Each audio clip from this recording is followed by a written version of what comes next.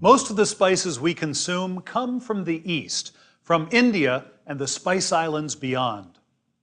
India alone produces 50% of the spices that are consumed globally. From cumin to coriander, from paprika to pepper, Indian cuisine is a cuisine of spice. If there are techniques to be learned about working with spices, then I'm convinced that India should be our teacher. We're going to begin making an Indian meal. And I think any Indian meal probably has at its center rice. Rice is a very important thing. Now, most of us don't think of rice as a spice, and yet the rice that they use in India, basmati rice, has a wonderful fragrance. It's remarkable how nutty and roasty it smells. Even raw, you can give it a little sniff, and it's pretty remarkable how full the aroma is. We're going to make a rice pilaf, so we're going to cook basmati rice. Already this rice has been soaked in water, not soaked, but tossed in water until the water runs clear, and then you drain it. And you can see the water here doesn't have any more creamy white starch in it. Over here, I have a pan. I'm going to turn the heat up just a hair. And in the bottom of this pan, I have some onions. I sweated those onions in ghee, which is nothing more than clarified butter, so that it doesn't burn.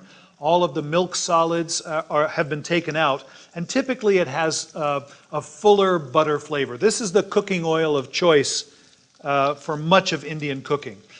The onions, as you can see in the pan, are translucent, and I want to underscore the wonderful aroma of that basmati rice with some whole spices. Because this rice will cook for about 20 minutes, there's plenty of opportunity for these spices to give up their flavor. Little by little in a liquid environment. So in goes cardamom seeds. I'm going to put in whole cinnamon sticks and a couple of cloves. All right. Next, I'm going to take the rice and we'll add that to the pan. And I want to coat this rice with the flavorful fat. In effect, what I'm doing is I'm giving each grain a greasy little overcoat that will keep it separate from all other grains, so it won't stick together. But basmati rice is a long grain rice, about 5 times as long as it is fat. And the nature of this rice is that it usually cooks up nice and fluffy and loose. Basmati is one of the few rices that actually gets longer when it cooks rather than fatter. Now, every rice has a certain amount of water that you want to add to it. Basmati rice, it's about 1.5 parts water to 1 part rice. So in goes the water.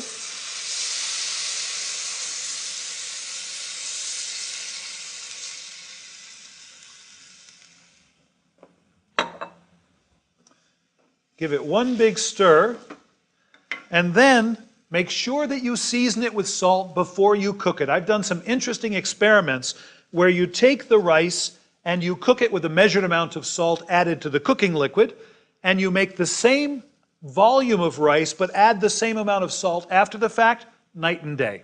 So always season the liquid that you cook the rice in beforehand. If you're concerned that you don't know how much salt to add, taste the liquid, and it should taste like well-seasoned broth. All right. We're going to bring this up to a boil. I'll turn it all the way up. When it comes to a boil, we'll reduce the heat down until it's at a bare simmer, just a few bubbles breaking the surface. We'll put a lid on and we'll cook it gently for 20 minutes. At the end of 20 minutes, pull it off the heat and let it sit for 5 or 10 minutes because it's very delicate right after it's finished cooking. It will firm up slightly. Once you see the rice boiling like this, just turn the temperature down, maintain the barest simmer, put a tight-fitting lid on top, and this rice will be done in about 20 minutes. I'm going to move it aside, and we're going to carry on. If rice is at the center of the table in an Indian meal, close beside, you'll find something called dal, which is a cross between a stew and a soup that's made with lentils primarily, lentils and different beans. We're going to make a dal known as sambar. It's a dal that comes from the southern part of India, and it starts out with a spice mixture, or what the Indians would call a masala. Now, curry powder is a spice mixture that you and I know, but if you go to India, you won't find it.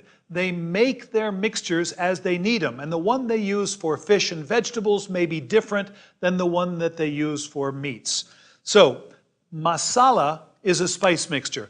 We're going to create a masala called sambar powder, and I have one right here. You can see it's listed on the label sambar powder. It also says curry powder, and then over here it says masala. This is a special masala that's used for making sambar, and sambar is this soup stew concoction that starts with lentils.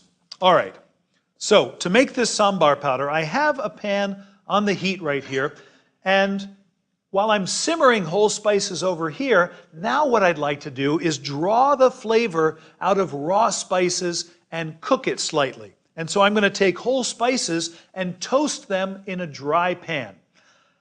You can see the spices lined up here. I've got coriander, cumin, peppercorns, and fenugreek.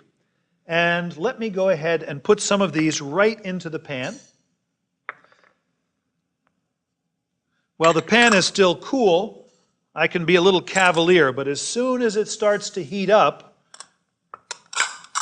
I need to keep these spices moving so they don't burn. Now, in addition to these spices, take a look here. I have 3 different lentils. I've got what's known as mung dal, which is mung beans that have had the outside ground off and then they're split. I've got urad dal. Urad dal is another kind of lentil that also has been split and had the outside ground off. And then finally chana dal, which is a small garbanzo that is split. In India, they use these things not just as lentils, but as spices. And I'm going to add them to the pan a little bit later and toast them until they have a rich, nutty flavor. Now, a couple of things are going to happen in this pan, and you can follow along. The first thing that if you were here, you would already notice is that it's become aromatic. That is the first thing that you should pay attention to. Once it starts to become aromatic, pay attention because the pan is getting hot. I just started to hear some popping. Those are seeds popping the way popcorn pops in a hot pan. So we've got some popping going on. That's the next mile marker that you should pay attention to. I'll be quiet for just a second so you can hear the popping.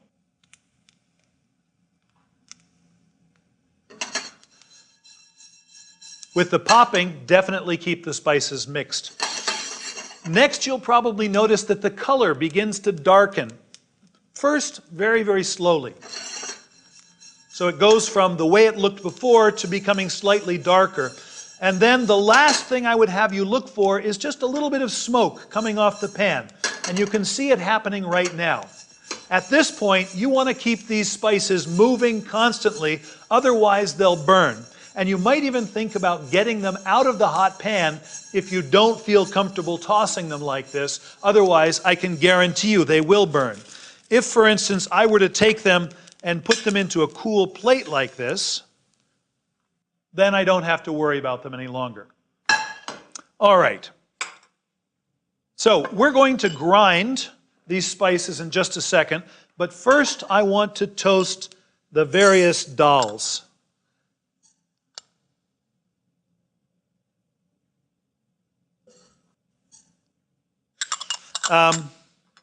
So here they are in the pan. They're looking pretty bright. They don't have any color, especially the white ones. And so I'm just going to toast them in a dry pan until they start to take on a golden hue. And because some of the others are already golden, I'm going to take the white urad dal as my marker for browning. This pan was already hot, so I want to keep things moving. I'm seeing some browning already on the dal.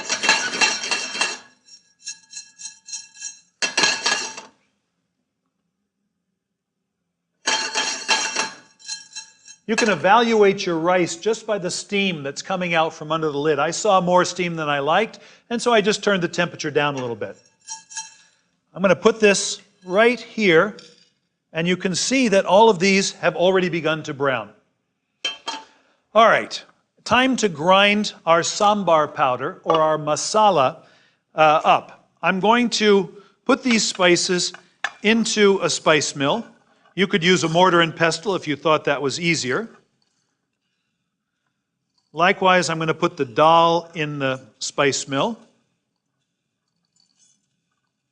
And you see, left behind on the board, lonely, a pile of hot chilies. They're dried chilies. They lend a certain spiciness to this sambar powder.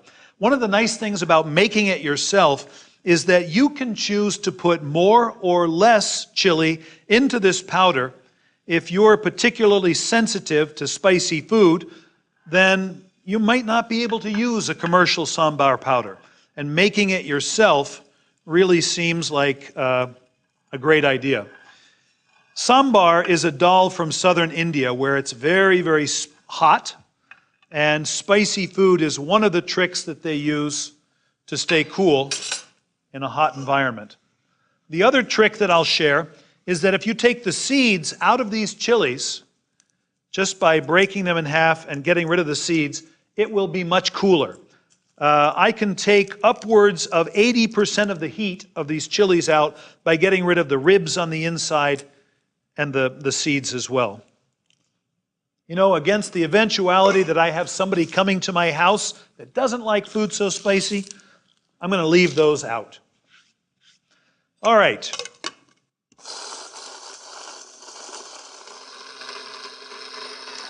Okay, things are ground up very fine. There's one lonely spice still on the board. This is turmeric. It has a wonderful citrusy flavor and a really distinctive color. I'm going to add that, but you'll notice that I did not toast it because it's a ground spice and it will burn very, very easily. So this goes in fresh and it holds on to that bright citrusy flavor. So let me add the turmeric as well.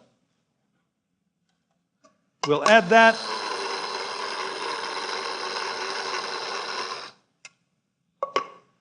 And there is our sambar powder.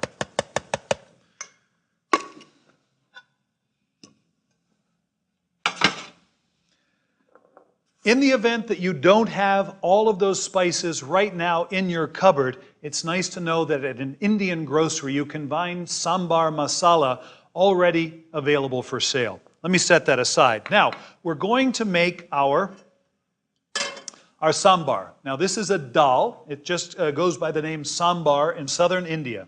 It's a dal and it uses mung dal. This is mung beans that have had the outside ground off and then they've been split. And I'm going to take those. What I want to do is put them into water, and I want to cook them into a puree. That will take, conservatively, about 20 minutes for those to cook. 20, 30 minutes. Because the outside's been ground off and because they've been split, they're predisposed to want to fall apart and create a puree. Like I said, we're looking for something that's a cross between a soup and a stew, so it'll have definite texture to it. Along the way, I've got some other things that we're going to add. I'm going to add some tomato right now, and we'll allow the tomato to cook right along with the mung dal. I'm going to add a little bit of turmeric to that, and we'll let that cook. Now that these have cooked for about 20 minutes, the beans are starting to soften and fall apart just a little bit. It might not be a bad idea just to taste this. And what might surprise you is that the flavor of turmeric all on its own, in addition to being citrusy, is a little bit bitter. That doesn't worry me too much. Salt can counter bitterness, likewise acid can counter bitterness, and later on when we add the sambar powder, those flavors are so large that bitterness stops being the star and becomes one of the supporting players of a more compelling mix of flavors. At this point, we're going to add the carrots, the zucchini, and the potatoes, and these are going to cook for another 20 minutes until the vegetables are tender. I'm hoping the potatoes will begin to fall apart just a little bit and thicken this mixture.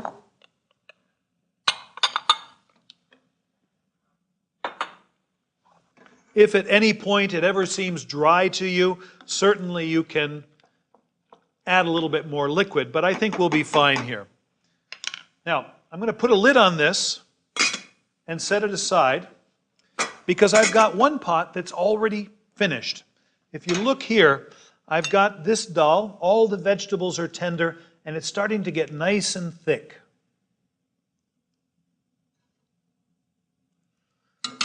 We're just about ready to finish this sambar. I've got a pan on the heat, and if you'll recall, we need to toast some spices. I've got mustard seed, I've got coriander seed, and I've got cumin seed. Here, curry leaves, which have a wonderful vegetal aromatic flavor, and then some jalapenos. For our purposes, I'm going to leave the jalapenos out for right now. There's plenty of heat in the sambar powder, and if you're sensitive to heat at all, hold back. You can always add more, but you just can't take it out. There's an interesting thing. We've toasted seeds in a dry pan. We're going to pop mustard seeds in a pan with a little bit of oil, and they pop like popcorn. So make sure that you've got a lid close by. I'm going to put in some ghee. I'll turn the heat up just a little bit.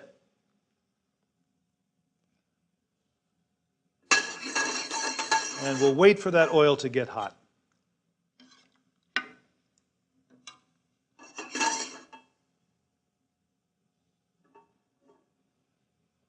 In goes mustard, cumin, and coriander.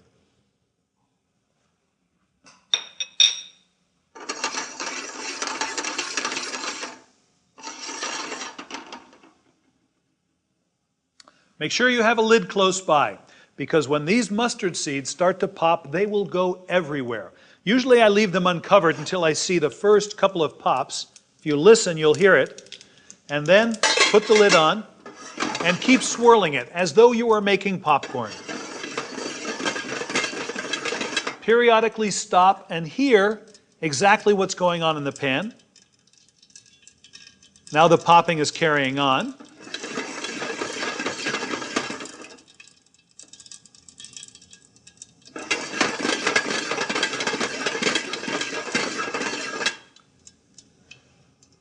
Popping just stopped.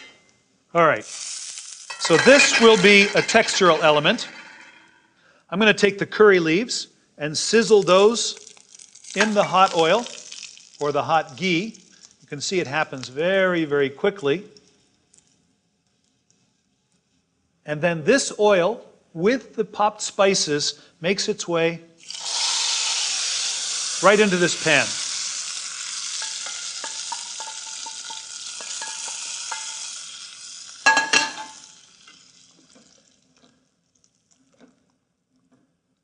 We just changed the flavor profile of this dish completely, and because these spices were freshly popped, the flavor is still very, very vital. I'm going to taste it again.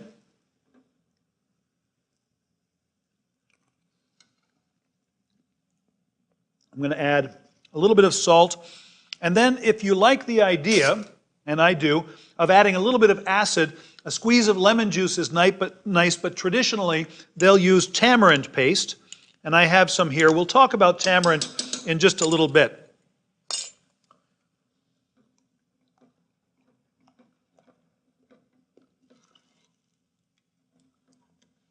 Okay, and then I have the sambar powder that we made earlier.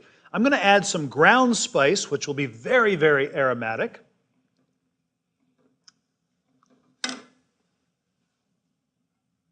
And then we can always add more to our own taste at the table. Let's go ahead and finish up here.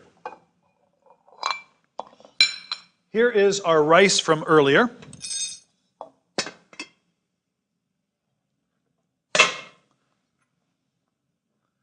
I'm going to dig down and get some of the onions and the whole spices, and we'll move those over.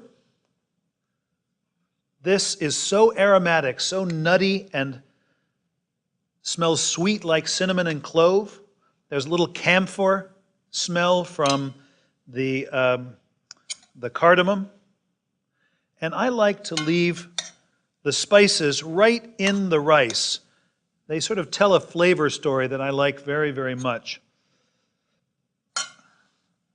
So there's our basmati rice. And here is our dal.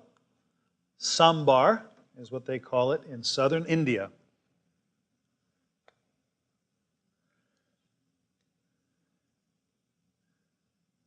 And as I said, you're looking for a consistency between a soup and a stew.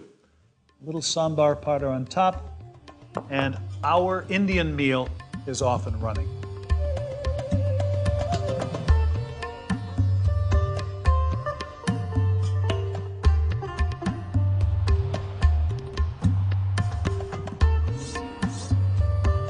To go along with our rice and our sambar, I wanted to make a protein. So I've got some shrimp here that we're going to cook together in a chili tamarind sauce. There's a lot more to learn about how to work with spices. First, I've got cayenne and turmeric right here, along with some salt. I'm going to mix that together in a bowl. And while this is going to flavor these shrimp, in effect marinate them, it does so much more. This is actually a preservative. So in a culture that doesn't have ready access to refrigeration, being able to add shrimp to a spice mixture like this will guarantee that it stays fresh.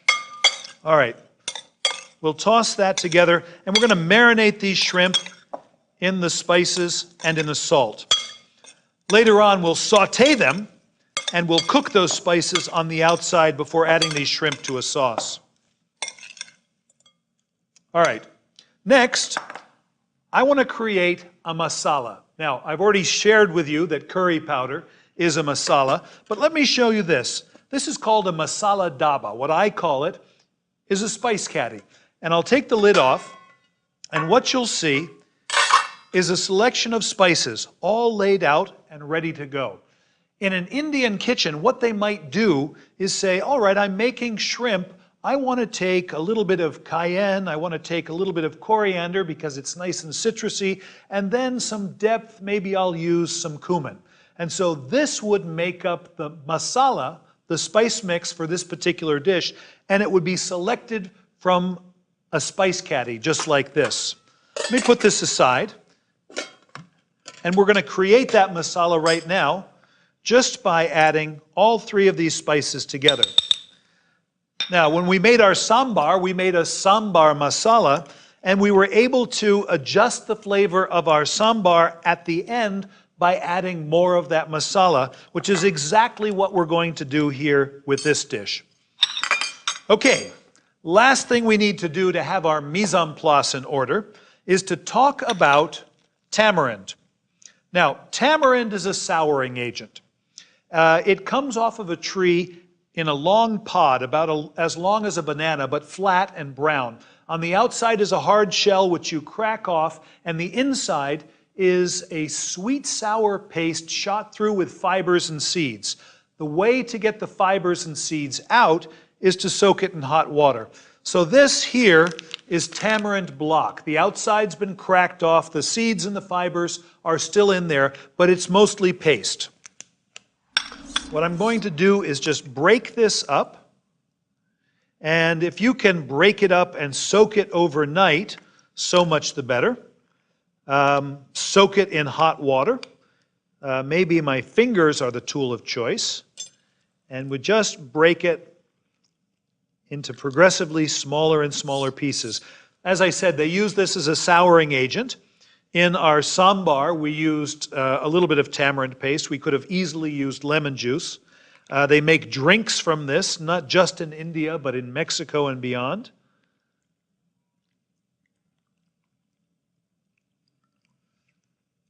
Okay, I'm going to rinse my hands off.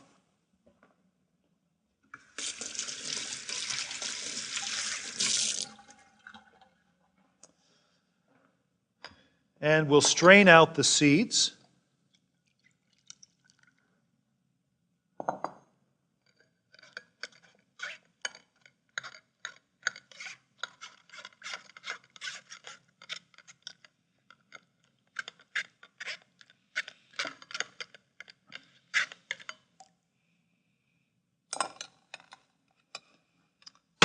And what stays behind is tamarind paste, or tamarind water, actually.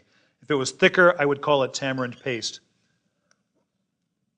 It's very sour, but there's some sweetness and some fruitiness to it. It's really a delicious condiment. So this is our mise en place. Let's get started. First thing I want to do is create a sauce. So in the larger pan, I'm going to pop some mustard seeds, just the way we've done it already. I'm going to add oil to the pan and make sure that I have a lid close by so that I can keep these things from popping all over my kitchen. In goes the mustard seeds. And you can sort of anticipate when it's about to end. Next, I'm going to add fenugreek seeds and curry leaves. And we're going to sizzle those curry leaves in the hot oil. When they stop making noise, we're going to add our onions, sliced onions. And I want to cook these until they begin to brown just a little bit.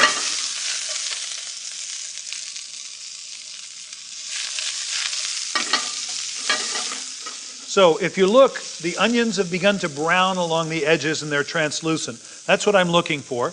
Next, I'm going to add garlic, I'm going to add ginger, and I'm going to add hot chilies. We've got some cayenne already in this dish, so go easy with the fresh hot chilies. You can always add more, as I said.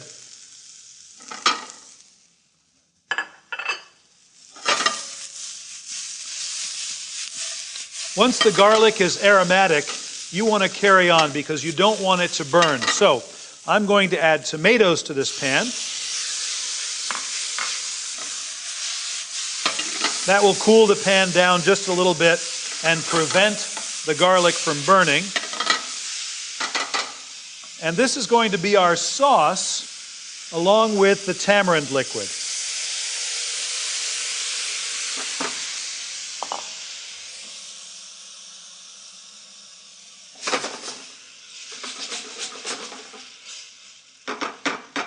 Now, while that sauce cooks, I'm going to saute the shrimp.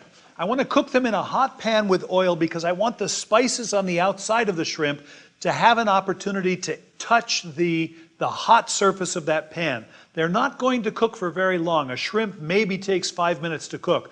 So to guarantee that I get the most from those spices, first I cook them hot in oil to cook the spices on the outside, and then I'll add them to the sauce and we'll finish cooking the two together.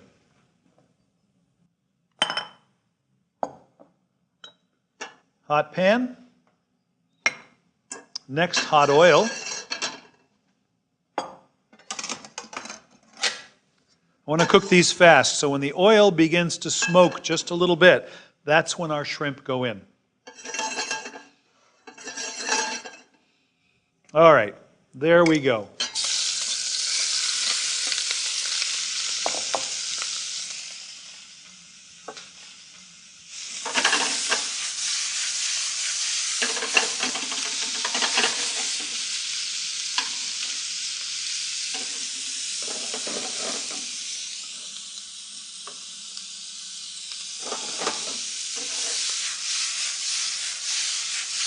I love the color of these shrimp with the turmeric on the outside.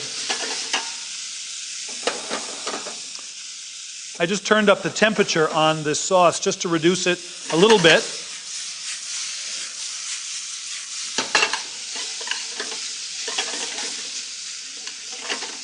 What you'll notice when you're dealing with a lot of spices like this, if you put cayenne into a hot pan, sometimes when you breathe it in, it can make you cough a little bit.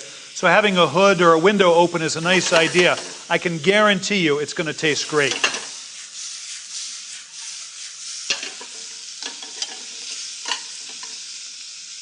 Once I see these shrimp change color and firm up just a little bit, I know that they're almost done. We're going to finish their cooking in the sauce. And probably what I'll do is add that sauce right to the shrimp so that any fond, any foundational flavors that are clinging to the pan will make their way into the sauce.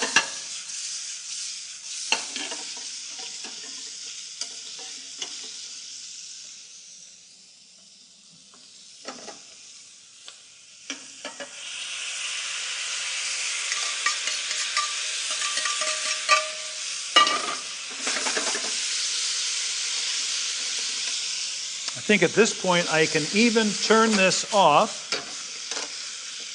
because the shrimp will cook in the residual heat of this pan. Now, let's not forget that we made a masala to be part of this dish. At this point we can add it, and because we're adding it right at the end, it will lend a wonderful vibrancy to the flavor of this dish and to the aroma. You don't have to add it all. You can put some of it on the table. It's entirely possible that some people might want to add more, and others are happy with a little bit less. So the sauce is thick. It's clinging to the shrimp right now. I can guarantee that they're done. That is delicious. I'm so excited about this meal. All right. No meal would be complete without rice.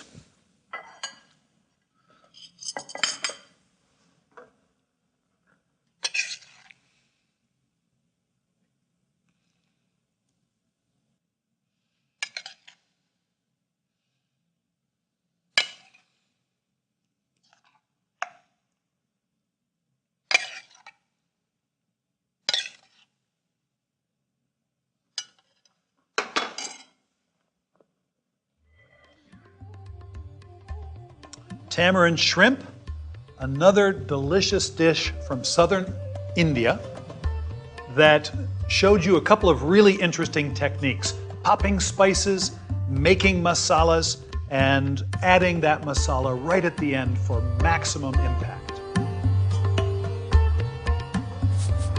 So there's our Indian meal all done. I want to share one last recipe, not for food, but for a beverage, chai tea. Take a look at what I have here. A nice selection of sweet spices, cinnamon, cardamom, and cloves. And then for a little spice, I've got black peppercorns. I'm going to take those and put them into a mortar and just pound them up. I want to break the seeds open. I want to create a lot of surface area. Once they're pounded, put them into a pot with 4 cups of water and about a half a cup of sugar. Bring that up to a boil and let it steep for 5 to 10 minutes. You want the flavor of those spices in that water. Next, add a cup of milk, a little bit of black tea, bring it back to a boil, and then steep it until the tea tastes the way that you like. I usually let it go for 3 to 5 minutes. I've got some right here, and you want to make a point of straining the tea and the spices out.